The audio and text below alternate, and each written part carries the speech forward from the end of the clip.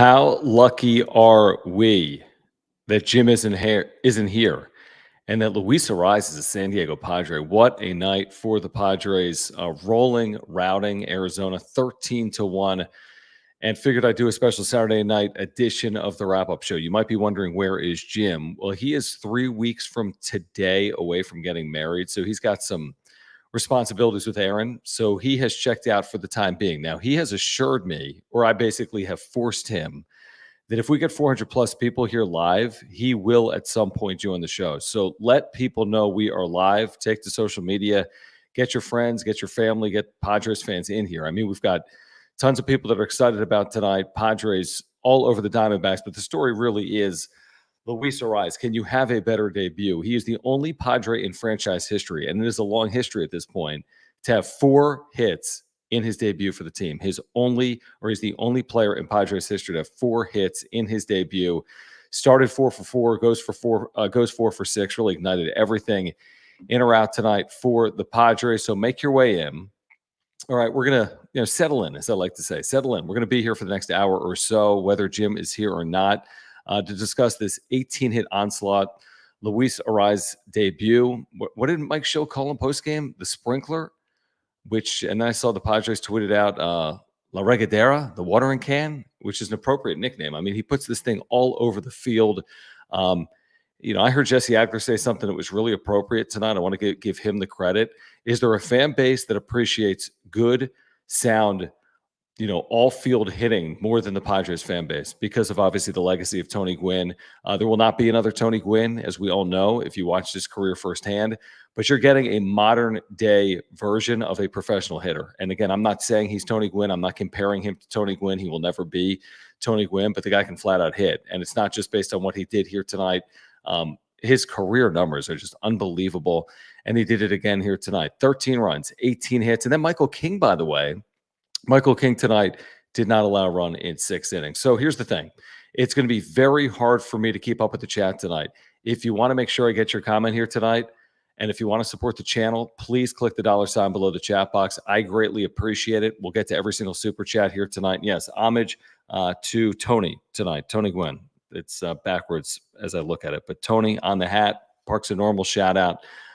Had to put this hat on. I was actually wearing a Parks and Normal corduroy brown hat earlier, about 10 minutes ago, but I switched it out for Tony Gwynn as a nod to really what he has meant, obviously, to the organization. Then, you kind of pass the torch here to someone that can just flat out hit. And you see what he was able to do using all fields. And look at his hit chart. His spray chart this season is incredible. He basically has put the ball everywhere in the first month or so of the season. So first things first, you guys helped us get to 6,100 subscribers yesterday. We had the Luis Arraez trade news. We've had over 5,000, maybe pushing 6,000 views on that video, which is incredible. It's one of the top 10 videos we've ever had on the wrap-up show, and you guys pushed our sub total over 6,100. If you can push us towards 6,200 tonight, we'd be grateful for it.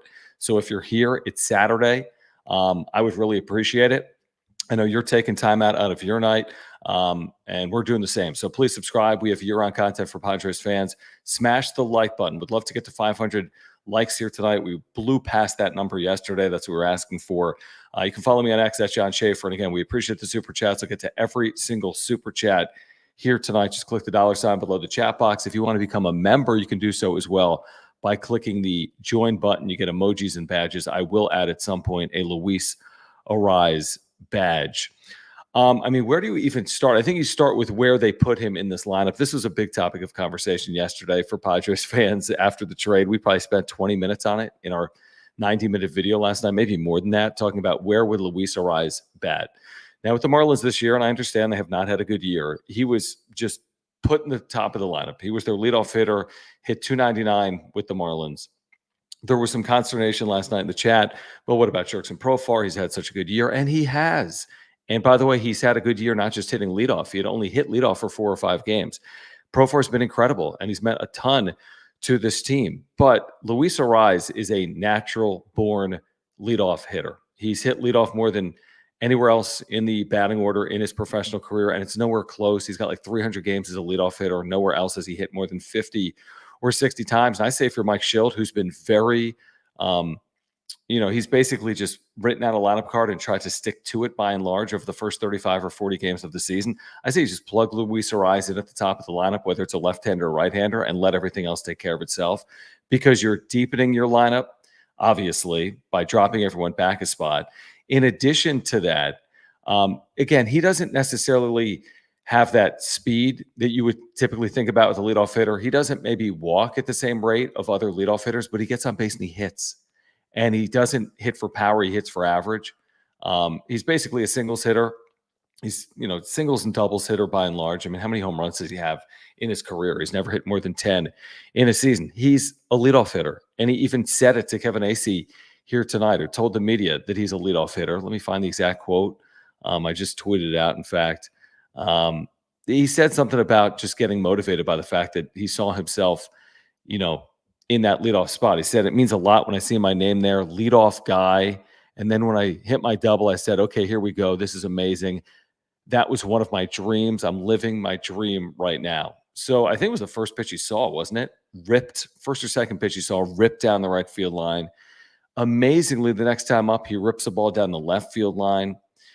He was 4 for 4 when he scorched the ball to center field that was caught, and then he weakly grounded out, or routinely grounded out, whatever you want to say, in his 6th plate appearance here today. But 4 for 6, the only Padre in franchise history with 4 or more hits in a debut. By the way, if he would have recorded a 5th hit, he would have been the first baseball player in the expansion era, 69 or later, to record 5 hits in a debut with any team. That's how close he came when he hit that ball, whenever it was, I think in the 7th inning, that scorcher to center field that would have been his 5th hit if it did fall in. He hit the ball, hard enough that it very well could have been a hit for the Padres. So again, tonight's going to be about Luis Arraez, celebrating his start to a Padre career. I mean, wearing the number 4 with 4 hits on this new team. And how can you not feel optimistic? It's what I said last night. How can you not feel optimistic? Padre fans, AJ Preller telling the media earlier today, they understand it's going to be competitive to get to the postseason. There are a lot of teams that are capable of doing it, and having an opportunity to add a rise now, as opposed to with 60 games to play, but with more like 130 games to play,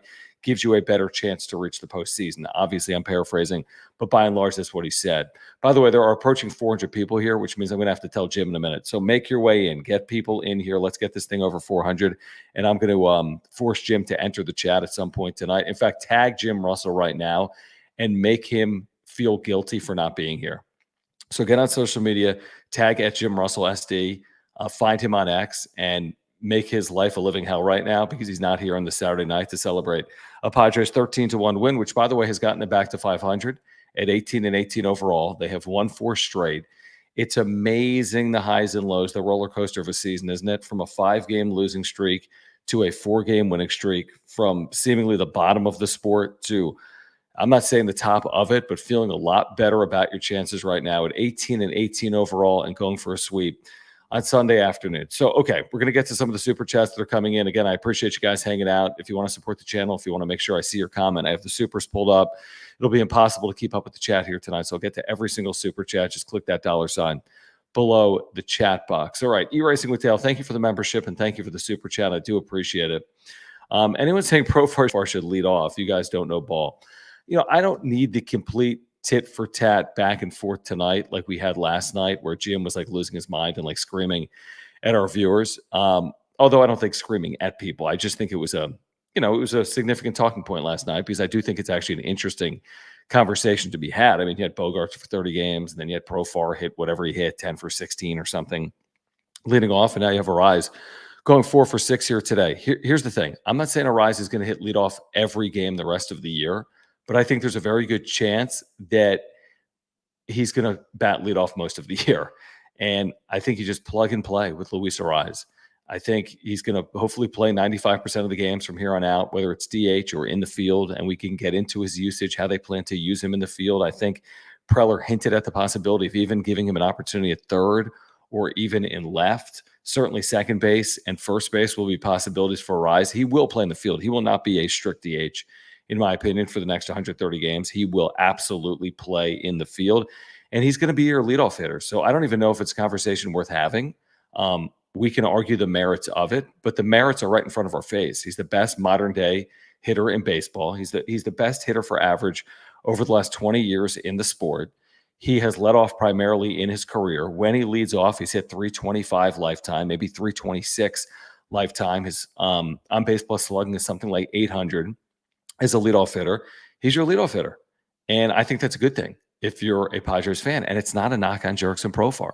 Profar can hit fifth. And if he continues to hit like this, I don't care where he hits, that's a positive. Profar today, 3 for 4. He's hitting 347, folks. It's an incredible year. But let Arraez do what he does and let Profar do what he has done this year. 3 for 4, a couple of RBIs. Obviously, this lineup littered with hits tonight. Everyone getting involved, literally. Everyone in the starting lineup had at least one base hit. Machado, a couple of hits here tonight. Kim, the big home run in that huge inning. Another big inning. It's like Genesis 1-1 in the big inning. I think the Padres have now had 15 or more 4-run innings or more. They had an 8-run inning here today, blowing it wide open in the 7th inning, led 3-0, took an 11-0 lead, led 13-0 before surrendering a run there in the bottom of the 9th. So thank you, E-Racing with Dale. Let me get to Isaac here. Thank you, Isaac. Isaac, see, this is a really interesting point, and I'm glad you hit on it. And we need to get Jim in here. I'm texting Jim right now. We have 500 people here. We need to keep telling people to get into the chat, because the more people that are here, the more pressure I'm putting on Jim to get in here. Okay. I'm telling him to get in here. Like, come on, dude. I know you're getting married, but I am married. Okay, what you going to do? Divorce you before you're married? Come on. It's a Saturday night. Clean it up. It's Luis Arraez's Padres debut. He had 4 hits. You win 13-1, and what are you doing? Going through like the run of plan for the wedding? Come on, get in here. Isaac, thank you. He says, AJ is my favorite Padre, keeps it interesting. It's amazing how relevant he has made the San Diego Padres over the last 10 years, even if they haven't won at the highest level. There have been good years. 2022 is the best example. 2020, the short season, I think had a lot of excitement for Padres fans, even though it was a little odd and you had just 60 games. But I mean, this is just another example, and I have no idea. I don't think this will be the last move he makes in 2024. I don't think you make moves for Dylan Cease and then for obviously Arraez, and then you could just sit on your hands for the rest of the year. I think if they play really good baseball for the next couple of months, they'll look to add. I think that if they stall out at some point, but they're hanging around for a playoff spot, they'll look to add. I don't see any scenario where they're subtracting. I mean, they're completely all in with this roster, not necessarily from a payroll perspective, and that's something we should get into too as well here tonight. Last night, I was mistaken. So my bad. I was mistaken last night because I had said initially I thought the deal put the Padres over the CBT. I was dead wrong. They still were under, even if they took on all of the salary. What makes this like a masterclass by AJ Preller is that the Marlins, for whatever reason, paid the entirety of Luis Arraez's salary over the minimum for this year. Why did they do that? In order to get the premium prospects that they desired. So in order to get the return they wanted, they took on the salary from the Padres, which is commonplace in Major League Baseball. I'm still somewhat surprised they would take on $7 or $8 million in salary for the return that they got. 3 top 30 prospects and Woo-Suk Go, to me, is a good return, but it isn't like an overwhelmingly good return. In my opinion, I could be proven wrong, and their scouts may feel different than the Padres scouting team feels about the players they just gave up. And I think some of those players have a chance to be very good. You know, the Padres were high on Jacob Marcy. They just traded away a first-round pick from a year ago in Head. Woo-Suk Go may have a chance to contribute at some point this year or next year for the Marlins. But, you know, even making a trade like this, if you're Miami, you're not thinking about 2024, obviously. I don't even think you're thinking about 2025. You're really looking at like 2026 and beyond with a trade like this. But I was surprised that the Marlins took on all that salary. And but what it means for the Padres is they still have more payroll flexibility. I thought they were going to be 4 or 5 million under the CBT. They're more like 11 or 12 or 13 under the CBT, which gives them an opportunity as we approach the trade deadline, which is still close to 3 months away, for the Padres to potentially add, let's say, starting pitching if necessary. And even if that costs you, you know, $4, $5, $6 million to add for the final 2 months of the season, if someone makes, you know, 15, 18, $20 million, you can make an addition like that and still potentially stay under the CBT, which is something AJ Preller and ownership have spoken about a desire to stay under. But I'm with you, Isaac. I completely agree with your assessment. All right, Ishmael, thank you, man. Appreciate the super chat, guys. If you're here, subscribe. Need to get to 6,200 subscribers. Can only do it with your support. Need to get to 500 likes here tonight. So please hit that like button. And thank you for the super chats. Ishmael says, was this what it felt like to watch Tony Gwynn? I mean, you guys tell me, really. I mean, for those of you that watch the entirety, the 20-year career of Tony Gwynn, I don't think there is a modern day expansion era hitter better than Tony Gwynn from a sheer hitting ability. I'm talking about hitting for average and ability to get on base, bat on ball, hand eye, and really, I mean, gap to gap type hitter. And that's who Luis Arraez is today. I do not think he's Tony Gwynn. I think the game has changed. And I don't think there'll ever be another Tony Gwynn. I think you could argue that based on, let's say there have been, 3 eras of the last 75 years, right? Like the war era, you're going to give that obviously to Ted Williams, right? In terms of the greatest hitter of that era. And then I'd say the post-expansion era, 69 on, since the Padres came in, I'm giving it to Tony Gwynn. And then I would say 2000's best hitter for average, you could make a legitimate case for Luis Arraez. There might be another name or two in there as well. Arraez, a 2-time batting champ at 27. He was a 2-time batting champ as a 26-year-old. If he's able to secure 3-4 batting crowns, you look at his low walk rate, or excuse me, his low strikeout rate, his decent walk rate, but his low strikeout rate, it's almost incomparable. He's got the lowest strikeout rate in baseball over the last handful of years. So I'm not saying he's an equivalent or an equal, but maybe he's a modern day example. You have to be very careful when you talk about comparing anyone to Tony Gwynn. You just do, and especially with Padres fans. And you can never do it off one game. I don't think you can do it off 3 years. And I have no idea how long Luis Arraez will wear a Padres uniform, but you see his ability. And clearly he's not going to have 4 hits every single night. And I'm sure there'll be highs and lows. And the game's changed since Tony. The way they shift, and I know the shift has been taken out, the velocity, the high velocity of pitchers, the breaking pitches, specialty of relievers. I mean, everything has changed. But, I mean, Luis Arraez is born to hit. That's what he's born to do, and that's what he's done to this point in his career. The Beef, thank you for the membership. Thank you for the super. He says Jim's an idiot. I agree with that. Can we get some Jim's an idiot emojis potentially in the chat? If you become a member, you get a Jim's an idiot emoji, by the way. So if you'd like to become a member, you get that Jim's an idiot emoji. So click the join button down below if you want to do that. He says this team is starting to click and find itself fun season ahead. I mean, this offense is a legitimately good offense. Like, we should stop beating around the bush with the offense. Oh, it's inconsistent. No, it's not. It's one of the best offenses in baseball is what it is. 7th right now in OPS. I think 0.001 away from being 6th in baseball, and maybe 0.0012 or 3 away from being a top 5 offense in baseball. That's who they are. They've had a propensity for huge innings. They've had a dozen plus huge innings. I'm talking about 4 or more runs in an inning, including an 8-run inning here today. They have not been perfect. Their pitching hasn't been great, although it's been a lot better, has it not? Michael King here today, what we saw yesterday in a 7-1 win, what we saw from Darvish and Musgrove, right? Yesterday from Cease. I mean, it's been very encouraging. If the offense looks anything like this year, this team will be well over 500. That's what I would say. If the offense can maintain this level of consistency, this team will be well over 500. Pitching's got to be better, and it has been over the last 4 or 5 days. But I'm with you. I'm optimistic. I went from cautiously optimistic to optimistic. I think you add a player of Luis Arraez's caliber and put him in a lineup that's already, hitting. And then I like the prospects of the rotation, even though it hasn't lived up to billing as of yet. And I feel optimistic about the season right now for the Padres. James, thank you. Appreciate your super chat. He says, going from a last place team where you were the best hitter to a team of superstars, Machado and Tatis takes the pressure away, and Luis Arraez can just rake. I would agree with that. I would think it would be motivational for him. I don't think it changes his approach or ability to hit. With his 4 hits tonight, by the way, everyone's like, oh, he's had a down year. No, he hasn't. He said hitting 315. So he went from 299 to 315 in a night. Oh, guess what, folks? We have done it. We have guilt tripped him into the chat.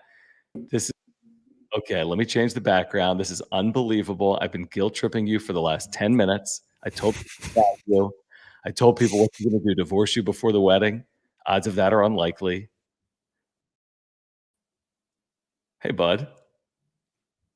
I hate you. Did you see the game tonight? What? Did you see what happened?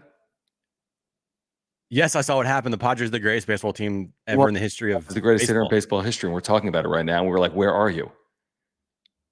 I am here. I have arrived. Okay, now we need likes for Jim. Jim came here for you, not for me, and not for Aaron. I promise you that. 100% for everybody watching.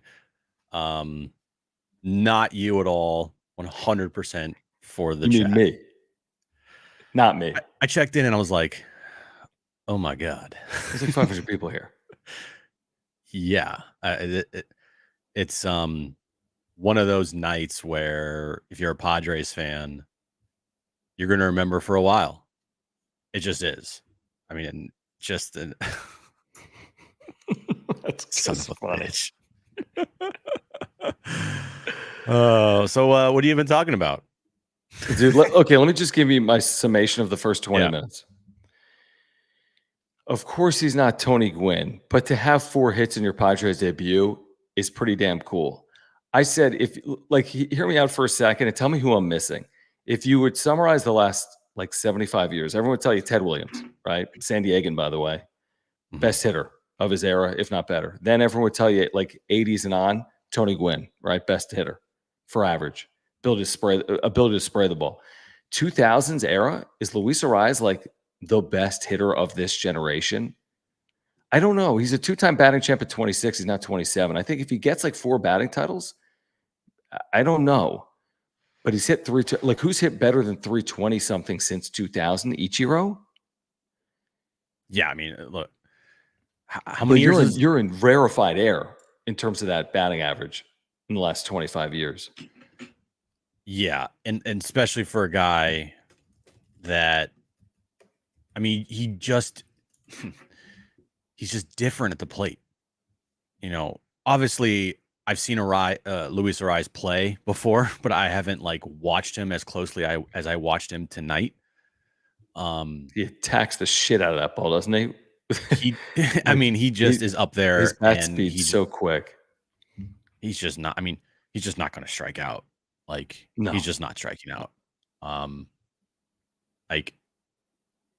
on, let me look here real quick. Yeah, do you know how many strikeouts he has this year in 148 plate appearances? Well, I know he's got the fewest strikeouts, lowest strikeout percentage in baseball since he came up at 6%. So if it's at 6% and 140, I'll tell you he has struck out 9 times this year. I just said he had 11. He has 11 right now so far. 11. It's not very many. 6% of the time. No, he is, like I've been saying, exactly what this team needed. Would you like a guy that hits for power? Yes, you would. Would you like a guy that is like Juan Soto? Absolutely. But you know what? The dynamic, what Luis Arraez brings to the table is something that this team hasn't really had in a long time. And that is consistency. Guy hits for average. I saw something today, John, that my jaw literally dropped on the floor when I saw this because I didn't believe it. When's the last time a Padres hitter finished the year with a batting average over 300? With qualified. Oh, man. I'm kind of a Padres historian. Almost to me, let me think about it. Maybe a Brian Giles 2008 would come to mind. Yeah, 16 years. Yeah. It's just I had that off the top of my mind, obviously, because because I'm sure you saw Dennis Lynn's piece today too, like I did. No, but I listened to Jesse Aguilar actually in the 7th inning driving back from dinner, and he said it. Okay, well, Dennis put out this article today from The Athletic, and the headline was Padres haven't had a 300 a guy that finished the season that was qualified with an over 300 batting average since 2008. Brian Giles. But really, so the last time you had a legit professional hitter was Tony Gwynn. I mean, yeah, Brian Giles, but I mean, you got to go back an era to find a Padre capable of doing what hopefully Arraez is capable of doing. Here's the other thing we talked about, and there's a zillion supers we need to get to. The other thing we talked about is he's born to hit leadoff. I mean, he told Kevin Acee tonight, I'm a leadoff guy. Yeah. So he's telling you he's a leadoff guy. Then he's a leadoff guy. And by the way, Jurickson Profar hits everywhere. He's amazing. He's on the craziest binge of his career. You can bat him 17th. You can bat him 7th. You can bat him 58th. You could just bet him anywhere. And he falls out of bed with 2 or 3 hits. So Profar's got no problem hitting 5th. I don't know why Padres fans have a problem with Jurickson Profar not leading off. I think, last night I was kind of just stop It is not happening. But I do think it's a small minority. And I think that small minority There's more people very quickly by maybe like even just like the 5th inning today, thought to themselves, yeah, it's okay. I like Luis Arraez in the leadoff spot. Like once you see him, a lot of people probably didn't watch Luis Arraez a lot.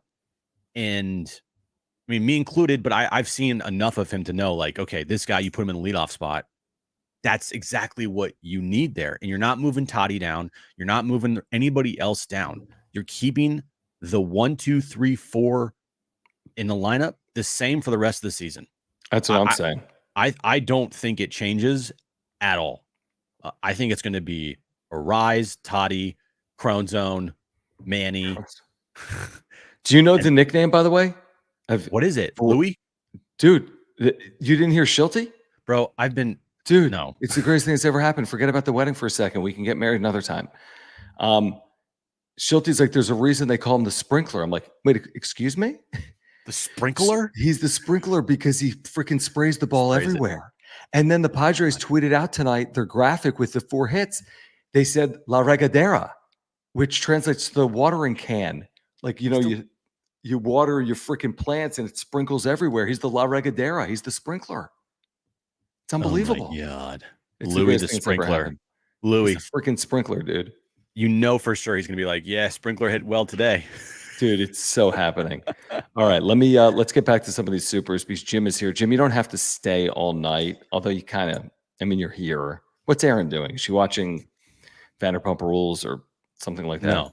No, she's in full wedding mode. Well, then I'm sure she appreciates you spending your Saturday night with us. Loves it. Ballpark Pretzel, thank you. Says, how about Marlins eating most of Louis' contract? We talked about that. That's amazing. Went from, I thought, over the CBT to well under the CBT to now having more money than they had to begin with. I know that Kim Ng, the whole thing last offseason with her, she stepped down as the GM, right? I think she stepped down. She stepped down. Yeah, she stepped down. And the nerd loser that they hired in her place. I mean, you listen to this guy. What's his name? Dave Brinkler. I sent you a video, and I was like, "This guy's the biggest nerd I saw the quote on the today. Planet." Yeah, you're talking about. I could tell you who it is. What's his name? Peter Bendix. What? Peter Bendix. Peter Bendix. If you want to listen to and see the biggest nerd in the history of baseball, the Mr. Analytic of baseball. If they had a poster child for analytics, it's this loser. He got fleeced. Absolutely fleeced here. Now, I know that's very premature. Let me hear me out. Hear me out.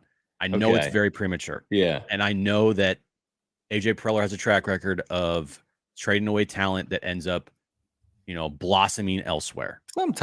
Sometimes, not all the time. There's been trades where remember this Soto trade looks a little scary. I'm talking about the Gore, Abrams. What do they still have coming up? James Wood. Correct. That's probably the scariest one. I feel like the Mariners trades in 2020 have also come back to bite him in the ass. Yeah, to some extent. Some extent. He lost nothing with Snell. He lost nothing with Musgrove. He lost nothing with Darvish. A little bit of the Adam Frazier trade hurts. And then the two Juan Soto trades are kind of, to be determined, but the Nationals one probably might hurt eventually.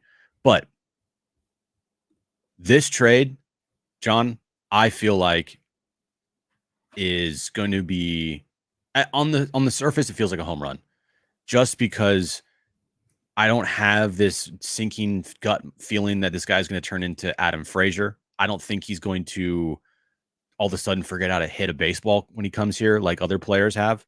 I think at worst, he's going to hit around 290, 295 at worst for you, and still that'd be the best on the team. And I think at his best is what we saw tonight. And at his best, makes everything go.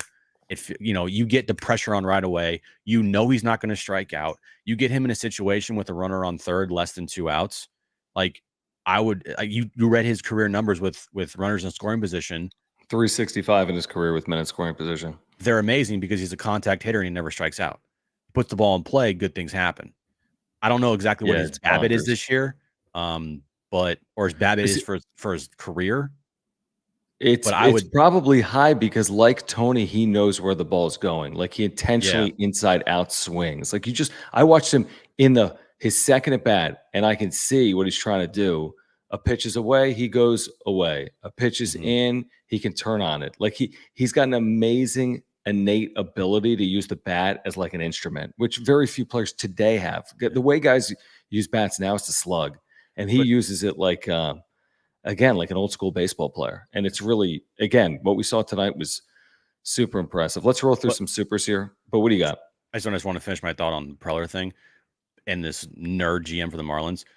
The fact that he got the Marlins to pay all of the salary this year, so they're paying basically Luis Arraez the minimum this season, is what makes this trade, from a Padres perspective, just that much better, I feel like, because next year some money's coming off the books. I think Hosmer's coming off the books next year, if I'm not mistaken. I I think might that's be. right. Um, and he will get a bump in salary for sure. But for this season alone, to pay that guy who's going to probably be an all-star, probably be a batting champ potentially, like, to pay him the minimum and have the worst team in baseball, the Marlins, pay almost all of his contract this season, which is around 10 million, but it's not all 10 million. It's probably like what, 8 or 9 They own ish. like 8 million, 7.9 or something. To have the worst team in baseball pay for a guy that's not even on their team, who is one of the best hitters in the game, is just an absolute fleece job from that perspective, in my mind. I think it's a win for the Padres to keep the flexibility. I think from the Marlins perspective, I think they're 28th in payroll. So I think they prefer to pay what they were paying them to get the better return. As in, I read some of the Preller stuff. Like, I don't know if they would have gotten the same return without taking on the salary. But then again, I don't think it's some crazy return. But I guess it remains to be seen. Three, what, top 15 prospects in base Yeah, in their system, three and top 30. I mean, no top pitching prospect, and you keep Ethan Salas, you keep DeVries, Snelling, Lesko, Mazer. yeah. No, I'm with you. I agree. I mean, if it doesn't turn out to be a win for the Padres, then the Padres have a problem. Yes. Charles, thank you. He says you get number 4 and you lower your CBT salary. Kudos, AJ. Yep, as Jim was just discussing. And thank you, Charles. We appreciate you. 619 Cam says great game by King and of course Arraez, Profar, and the rest of the offense. Good to see Merrill. Yep, 2 hits back. Let's sweep and hope we can stay consistent. No doubt about it. I mean, up and down the lineup, everyone had a hit here tonight. Merrill's Mr. Road and came through again here tonight. iOS guy, thank you for the super sticker. Captain Coke. Oh, What did I ruin? maybe because this is when you joined potentially. And Sad I Jim. don't know if you did or not. I don't know if you did. I'm not I don't sad think tonight. you Guys, we have were over sad, Jim. 550 people in the chat right now. I'm not sad. I'm very No, happy. no, get more people in here, folks. Tell Let's your go. people to tell some people. Got to get to 500 likes. What did we get to last night? Do you have any idea how many likes are on that video from last night? We Can you look do, that up? John. We do. Also, we hit 6,100 subscribers yesterday. We'd love to hit 6,200 today. So thank you guys. Clap emojis for you guys. Over And 600 thank you for the likes on last supers. night's video. How many? Over 600 likes. Lord. So, All good right, job, you Murray, guys. thank you, man. Appreciate you. He says, happy Cinco de Mayo, everyone. It's midnight in Minnesota.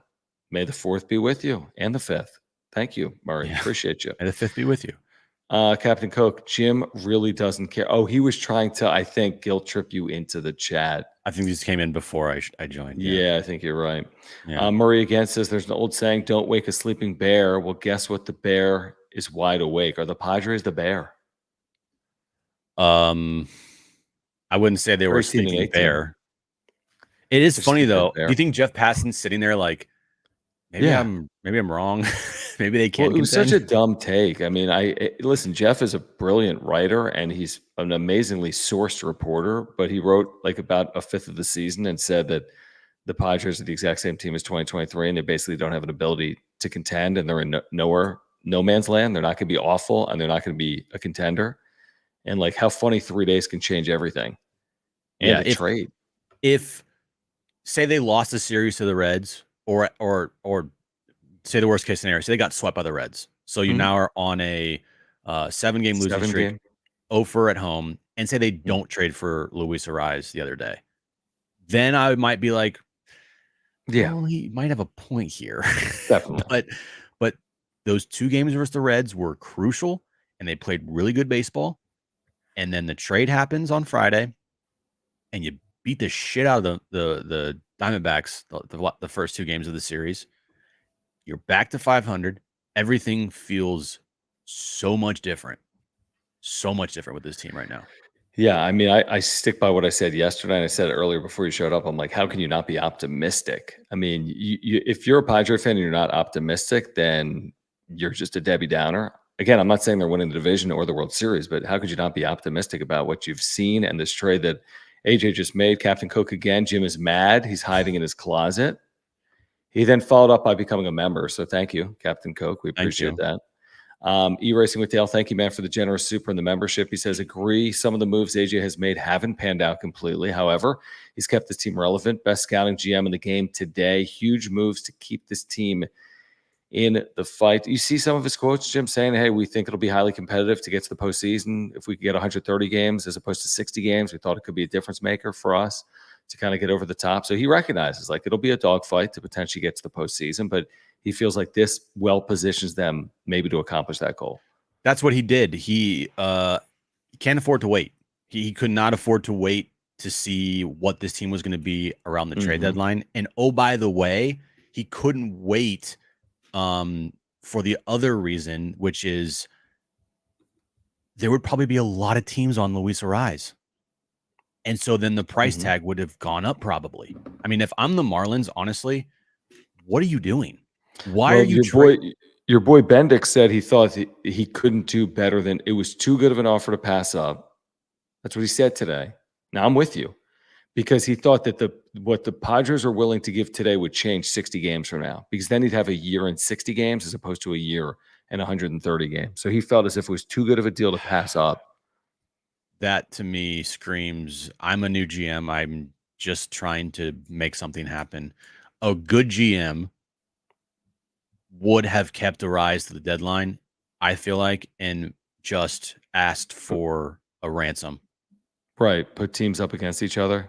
Yeah. Because right now, how many people you honestly think, John, were pushing hard for Arraez? I know it was reported today that this is not something that happened overnight. Shocker. Luis Arraez has been rumored, for a long time. AJ's a psycho, but I mean, do you think any team was like, shit, we need to get on the phone right now because Arraez potentially could be gone on May 2nd? No, I wouldn't think that any teams would even be.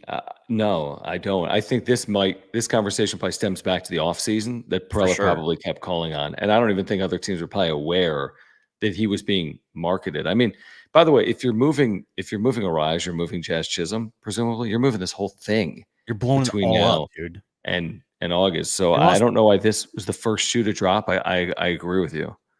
They gave up 20 runs today to the Oakland A's. I know. By the way, shout out Oakland A's, man. They're 500. I'm ready for an A's Padres. I'm ready for this series. Me too. Actually, I don't know. The A's have a nasty bullpen, bro. I know. And that crowd's going to be rowdy in Oakland for Game 3 of the World Series. Get your tickets now.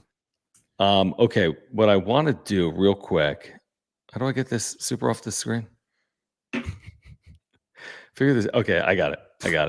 I want to thank our title sponsor on the wrap-up show. We cannot do this without your support. Our viewers live or on replay without Mark Nimitz either. He's been with us since day one. Can you believe that, guys? 3 years of Mark Nimitz on the wrap-up show right here on YouTube. We've been doing the wrap-up show on radio or YouTube for 5 seasons since 2020. We appreciate your support. If you have an insurance need like we have had, contact Mark. I've got homeowners, life insurance, and earthquake insurance through Mark, and you can as well. Switch your insurance. Will save you $750 or more. If you ever have to file a claim like I did in 2022, he'll save you time and money. I promise you that. He's an amazing insurance agent. He really is. Great service and communication. Lifelong Padres fan. Native San Diegan. Here's his website. Auto, home, renters, life, earthquake, whatever it is. Click the link in the description down below or get in contact with Mark Nimitz at Farmers Insurance. He will save you money. If you support our channel, please get in contact with Mark Nimitz. Yeah, all his information is on the ticker below. mnimitz@farmersagent.com is his email address to reach out to him. When you do, let them know that John and Jim from the Wrap Up Show sent you.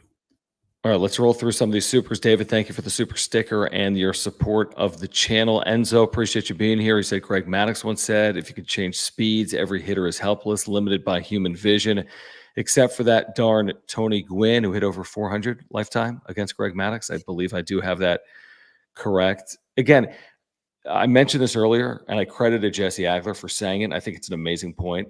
If any fan base appreciates good, raw hitting ability, bat to ball, hand-eye ability, it's the Padres fans. It's this franchise's legacy. Again, there's no World Series here. There's no 100-win seasons here, but there is a Mr. Padre for 20 years that just flat out hit. And again, it's not to say Arraez is Gwynn, but maybe you see what you saw when you look at Luis Arraez, the modern day example of someone that can hit for average. He's not Tony Gwynn. Nobody's Tony Gwynn. Do it for 20 years and then we can talk. You know, have Exactly.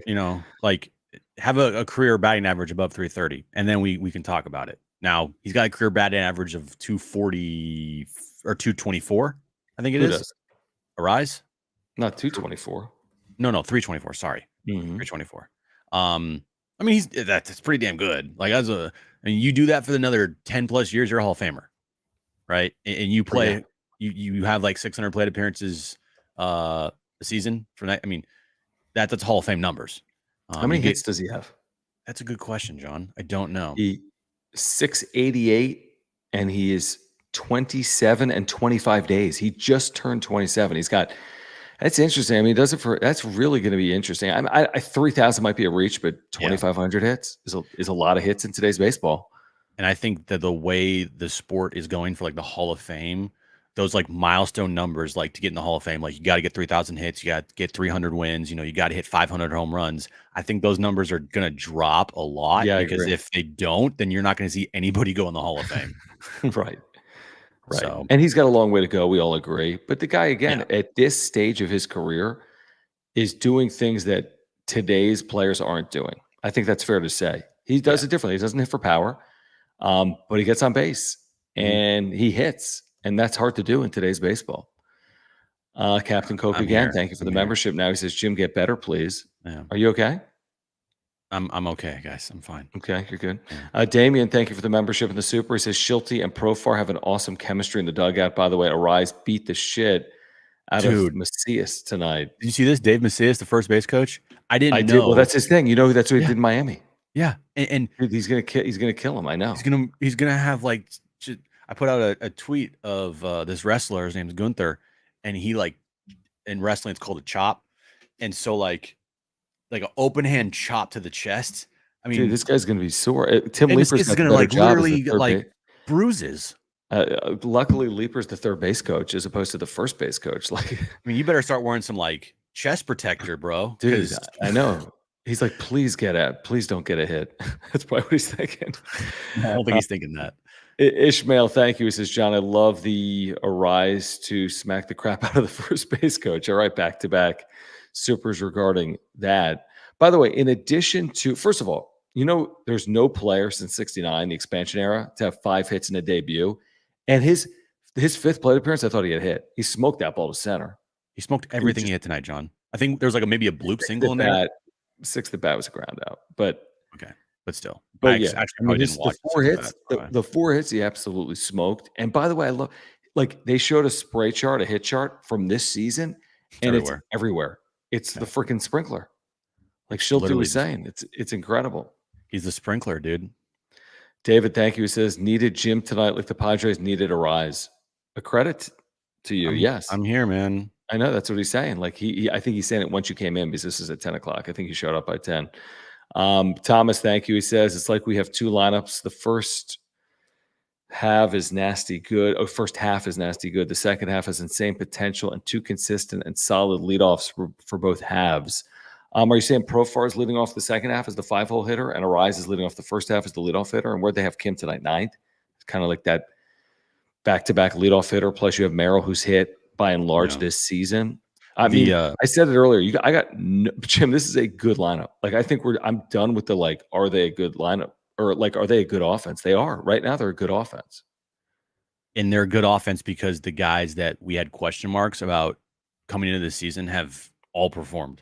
And that is Jake Cronenworth. I mean, the start of the season, when you saw him in the 3-hole, it was a little scary.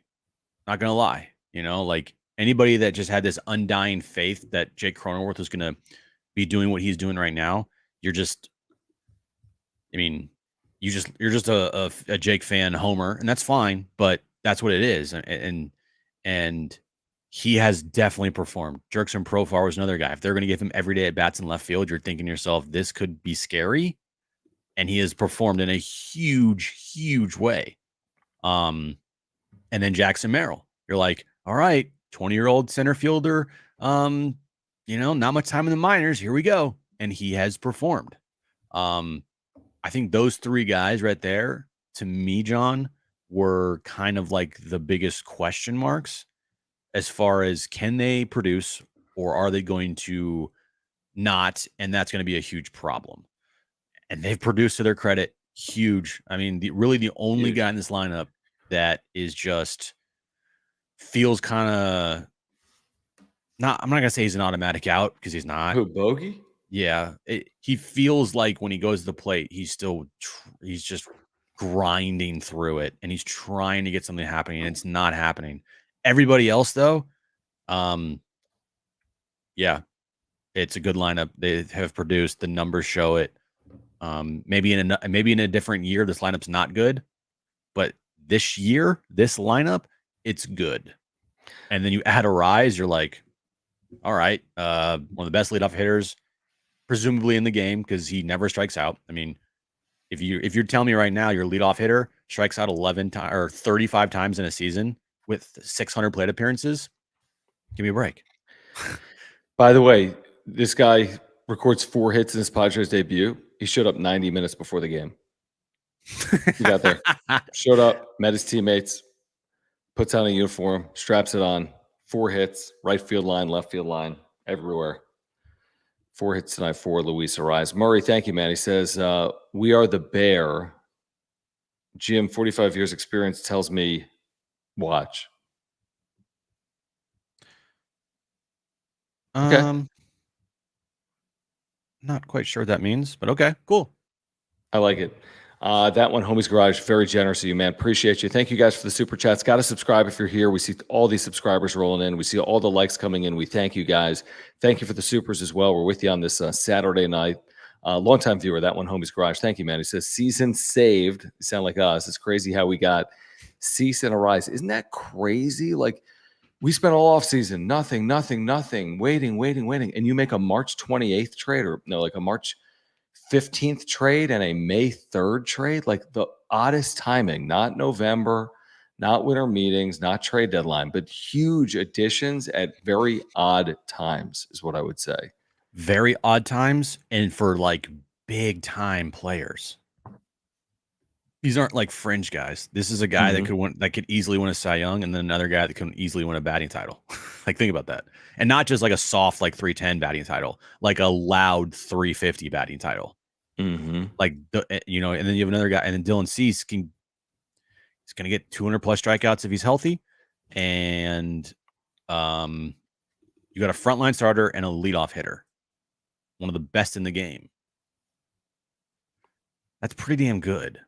The only thing that's missing is the winning, and they have to win. If they don't win, it means nothing. They do have to win. That's where you're sitting here.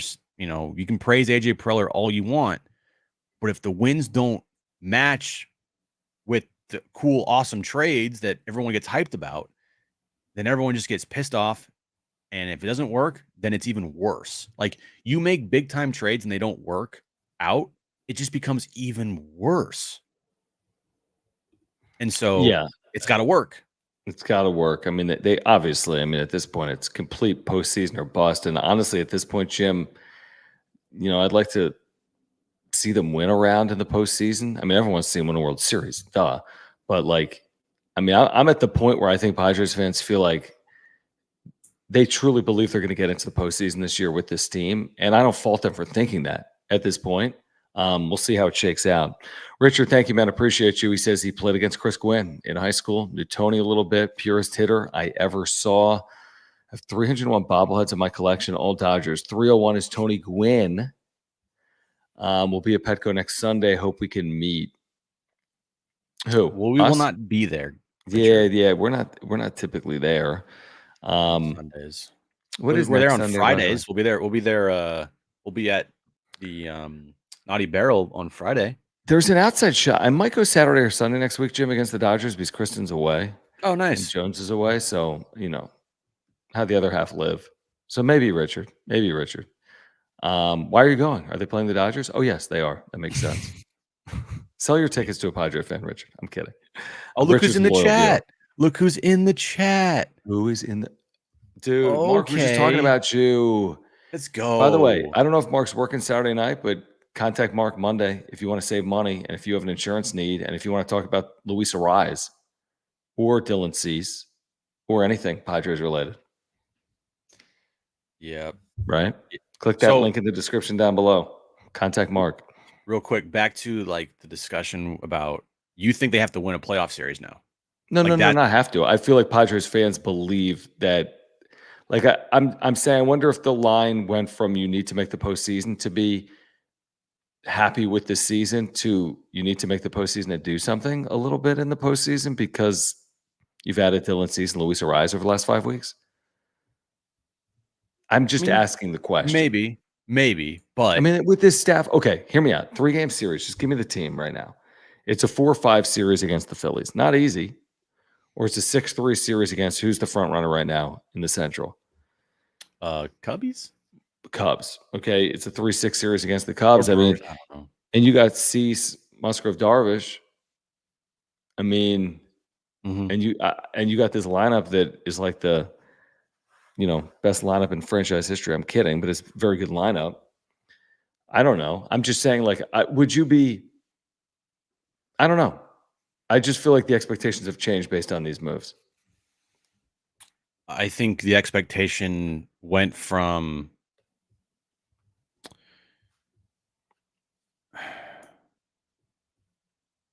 I guess it's hard, right? Because I feel like even before the Luis Arraez trade, the expectation for me was playoffs or bust. And I think after the Luis Arraez trade just becomes even more cemented playoffs or bust. Like it's exaggerated, like it's in bold font. Like before it was just regular font. Now it's like bold font, And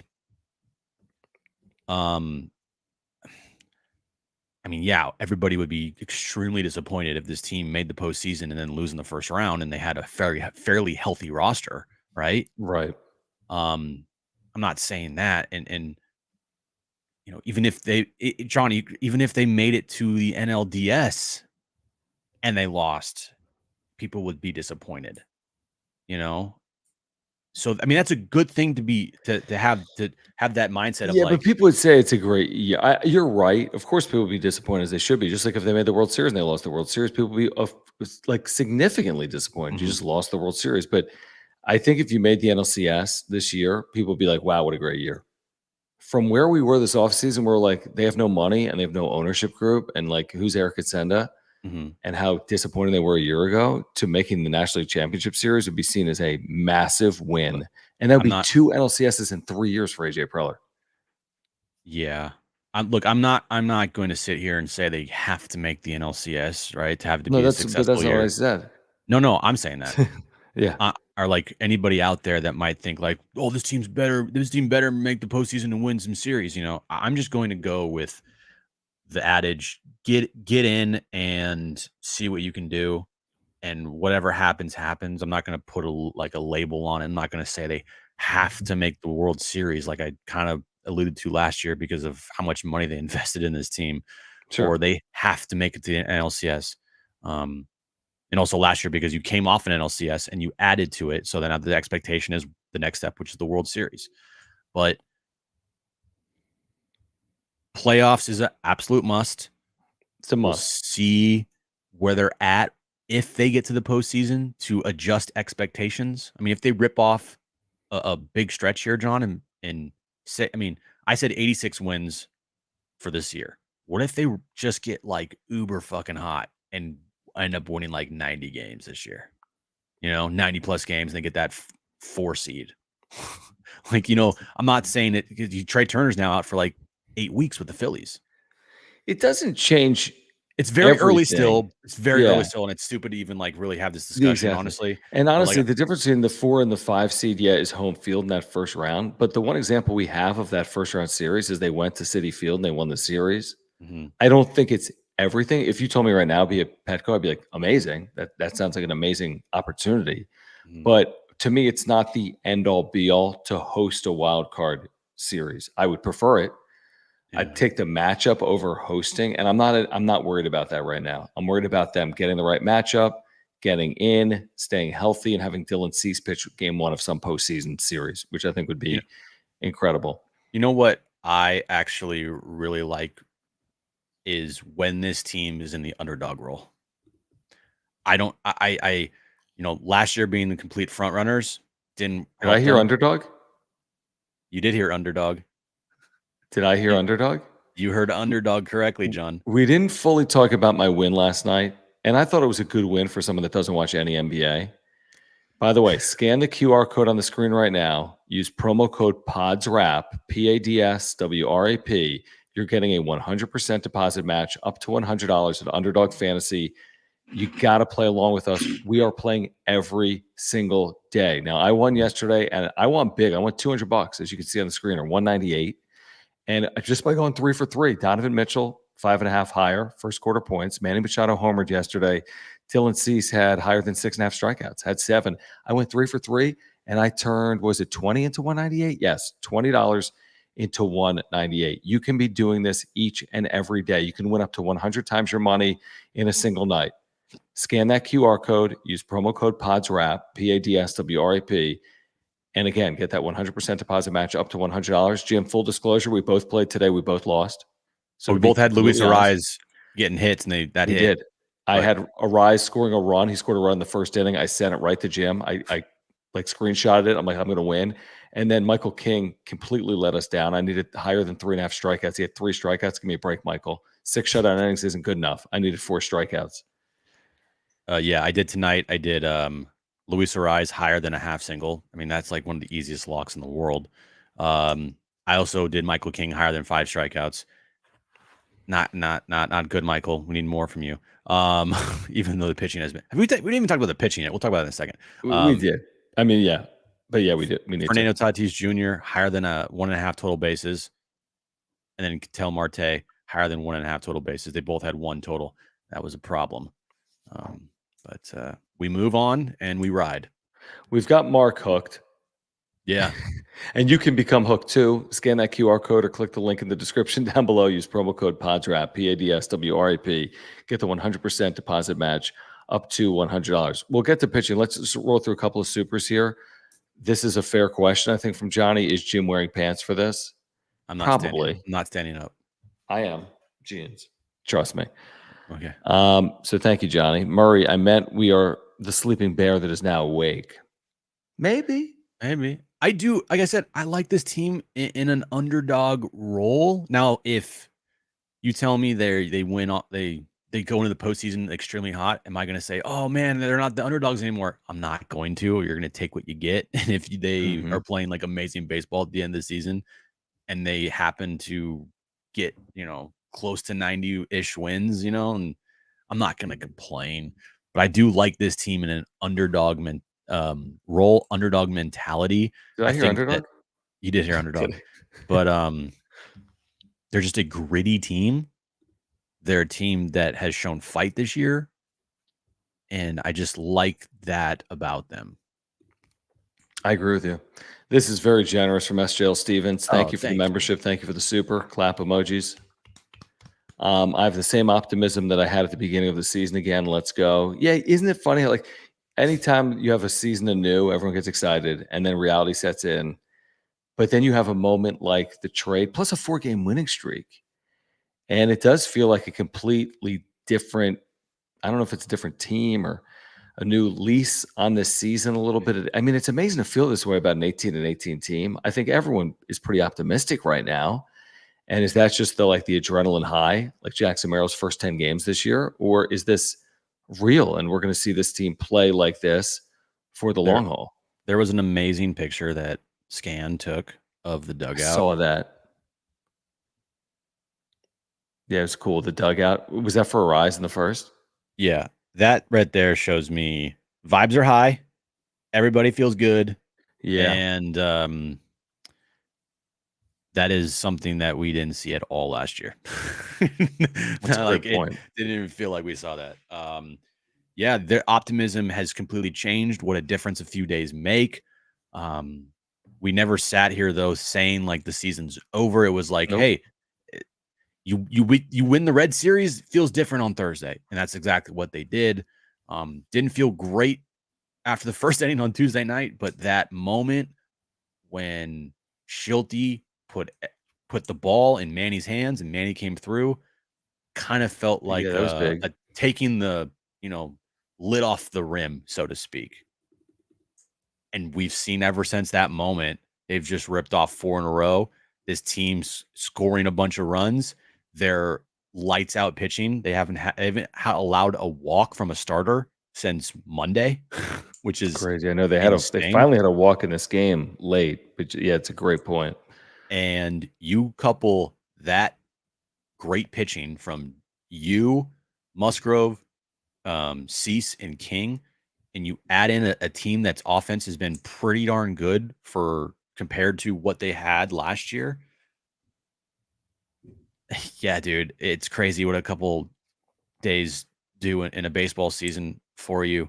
And unlike last year where they might have had a couple days like this, but it didn't feel like sustainable, this feels a little more sustainable this year where they might lose tomorrow and that's going to be fine. But I know they're not going to lose. They're going to rip off 20 in a row. But even if they do lose tomorrow, I still feel very good about this team going forward. They just something different, dude. There's something different here. I agree. Something different. I agree. To Robert's point, and thank you, Robert. It seems like the Pods are playing with so much joy. LFGSD. No, I agree, and I'm going to give Schulte some credit, and I'm going to give this group credit, and the way they've been able to. I mean, I just looked. They're scoring 5.1 runs per game. That's incredible. Over the season? They have the second most runs scored in baseball. I don't think it's the second most average runs per game. They've played 2 more games than some teams. They've scored 5.1 runs per game. They've had and people will be like, well, they scored 13 in a few games. Yeah, that all counts. They've only played 36 games. They've had like 5 games where they've had 10 or more runs, and they've had 15 innings where they've scored 4 or more runs. I mean, this is one of the better offenses in the sport right now, and that's amazing to say. And let's hope it continues because we've seen them go in the doldrums before over periods of time. Maybe not necessarily this year, but maybe a little bit this year. But they're scoring 5.1 runs per game. I mean, that's incredible. If they can just get good pitching, not great pitching, they're going to win more than they lose. Simple as that. And they were already numbers-wise a good offense this year without Luis Arraez. They were. It's not like all of a sudden tonight they just scored the most. I mean, this isn't even the most runs they scored all year. No, Korea, right? 15 in Korea. I think they scored 13 versus the Giants on a Sunday. Or not a Sunday. Yeah, I think they did. They've had 9 or 10 a couple of times. Yeah. Yeah. So even without Arraez, this offense has been clicking. Maybe not everybody in the lineup's clicking, but they're at least scoring runs. And if you tell me the team scores 6 runs and goes 0 for 10 with runners in scoring position, I don't care. You scored 6 runs. They're 5th in slugging, 7th in on base, and 7th in on base plus slugging in baseball. They're good offense. They're good offense. That's what they are. You added an amazing hitter to that lineup.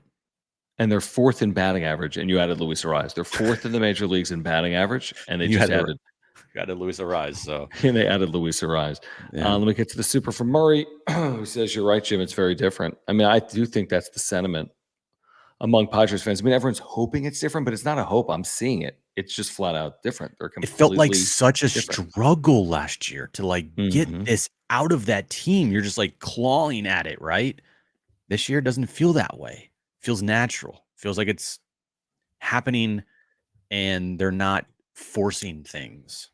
Maybe we prefer they play a wild card series on the road. It is a fair point, and it is very early. I mean, they've really struggled at Petco, and they've been really good on the road. As Gabe says, they need to solve their Petco struggles. I think it's fair. At some point, they need to, and maybe that changes now. And it's only been a month. It's not the whole season, but it's a little bizarre. I can't wait to see Arraez hit at Petco. I don't want to hear about Marine Layer with Arraez, even though I'll bring it up his first game when he goes over 3.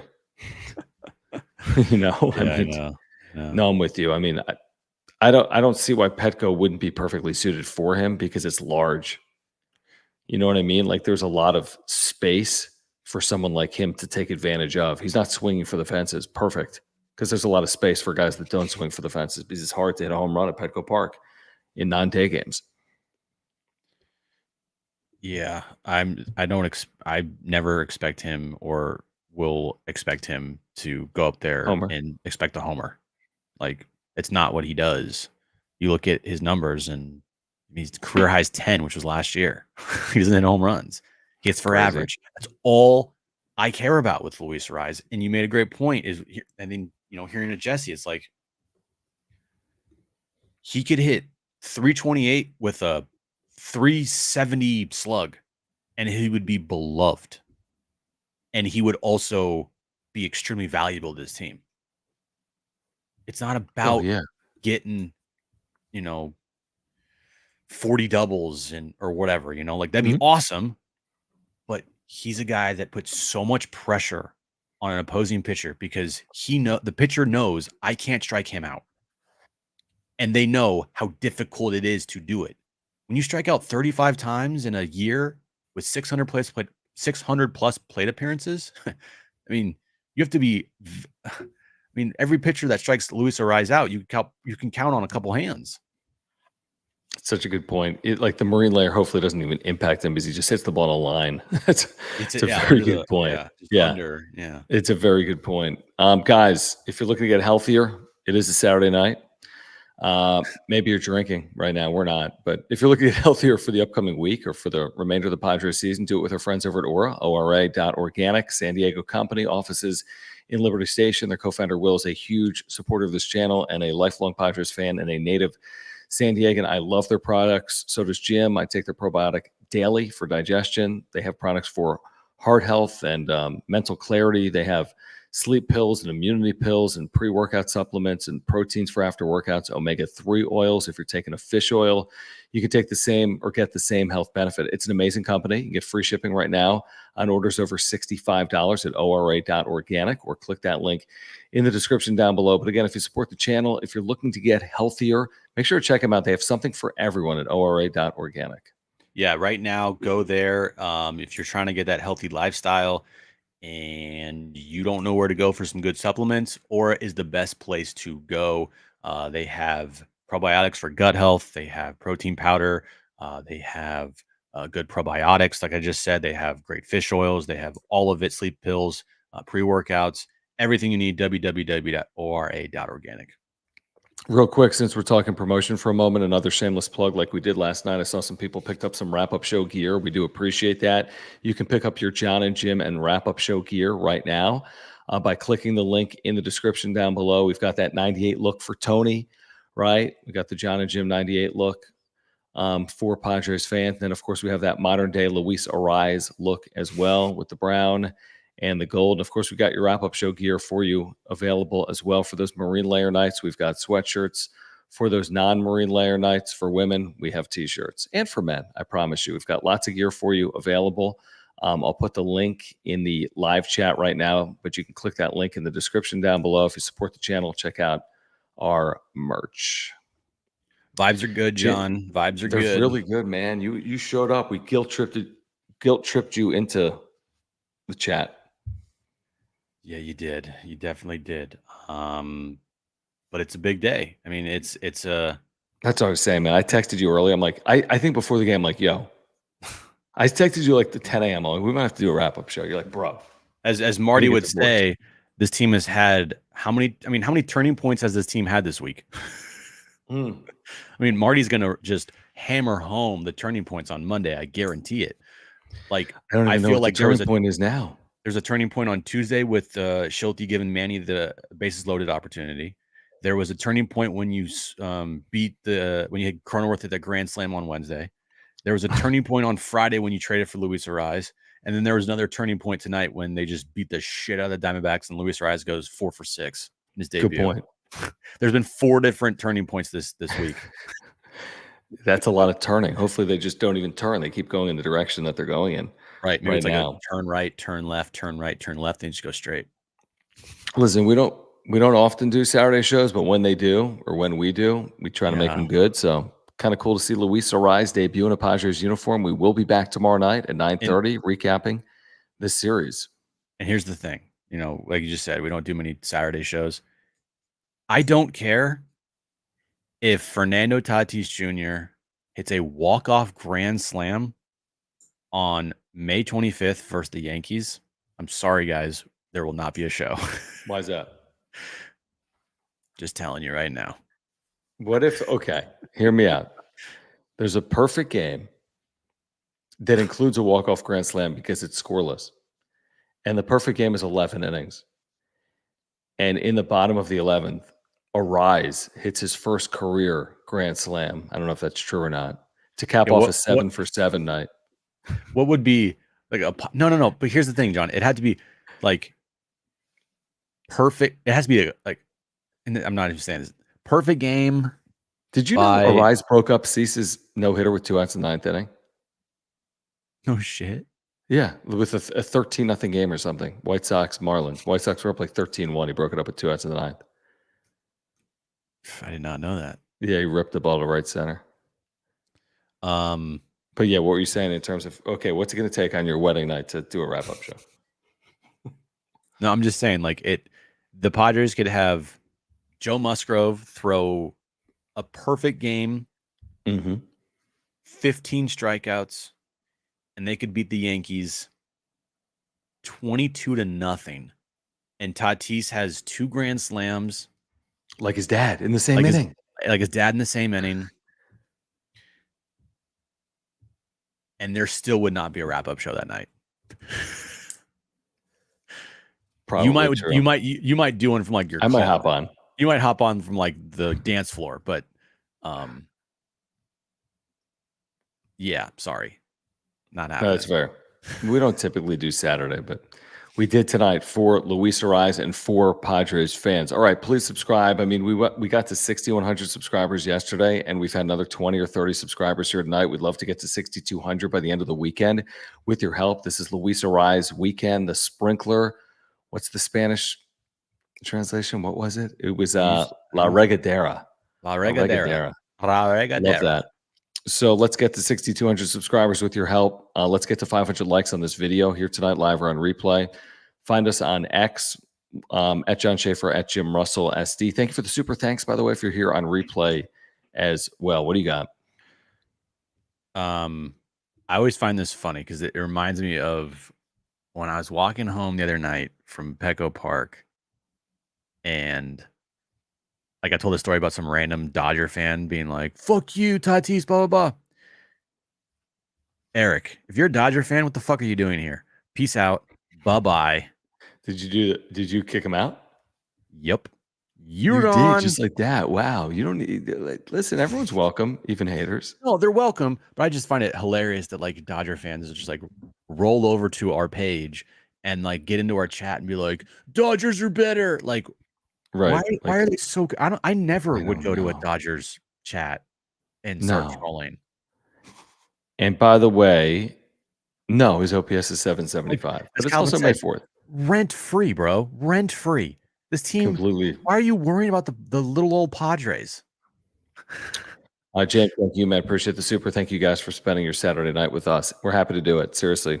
Enjoy doing it. And we'll do it again on Sunday. Again, support Mark Nimitz. He was here earlier. If you have an insurance need, click that link in the description down below. He's our title sponsor. Has been with us since day one. Aura, if you want to get healthier, ora.organic, or click that link in the description down below. And join us on Underdog Fantasy. Seriously. Scan that QR code or click the link in the description down below. You're going to love playing Padres Pick'ems, higher or lower, simple higher or lowers, a chance to win 100 times your money in a single night. Use promo code PADSWRAP, PADSWRAP. Get that 100% deposit match up to $100. Will, thank you, man. Appreciate you. He says, how many quality starts in a row, John and Jim? We are at 4 and counting. Who pitches tomorrow? Is it Waldron? It's Waldron. All right, 4. I'm just kidding. No, hopefully more. I mean, Arizona's on hard times, man. 7-1 game followed by a 13-1 game. There's 6 games under 500. They got injuries everywhere. And It's gonna be a nice series to sweep.